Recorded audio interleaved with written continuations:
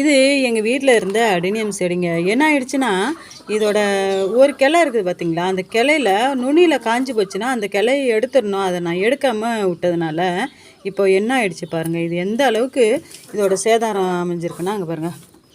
இது ஃபுல்லாகவே செடி ஃபுல்லாகவே வீணாக போகிற மாதிரி இருந்துச்சு. அப்புறம் என்ன பண்ணோம், எடுத்துகிட்டு வந்து இதை கட் பண்ணியாச்சு. கட் பண்ணி இது கொஞ்சம் கொஞ்சமாக இதை கட் பண்ணி அந்த அழுகின பகுதியை எடுத்தாச்சு.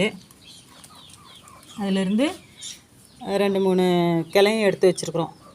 இது பிழைக்குமா என்னன்னு தெரியல, நட்டு வச்சு பார்க்கலாம்.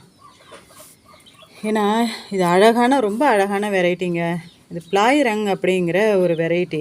இது பூ பாருங்களேன், நல்லா அழகாக இருக்கும். நடுவில் கோடு வந்து நல்லா சூப்பராக இருக்கும்.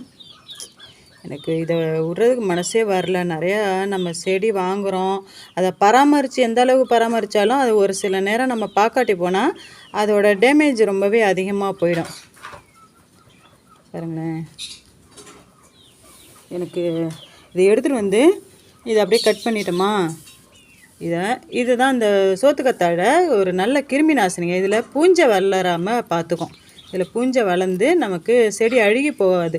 அப்படியே இது நம்ம இது பண்ணி வச்சோன்னா அப்படியே இதுக்கு மேலே ஒரு கவர் போட்டு மூடிடலாம். ஒரு கவர் போட்டு மூடிட்டோன்னா அது நல்லா இந்த பக்கத்துலலாம் நிறையா வளர்ந்து வரும். இது வந்து கிராஃப்டட் வெரைட்டி தான். இது கிராஃப்ட் பண்ணியிருக்காங்க பார்த்தீங்களா, ஒட்டு கட்டியிருக்காங்க.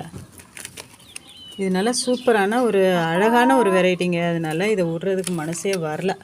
சரி, இதை எப்படியாவது காப்பாற்றி ஆகணும். இது எப்படி வருதுன்ட்டு தளிர் வருதா என்னங்கிறது இன்னொரு வீடியோவில் பார்க்கலாம். ஓகே, பாய்.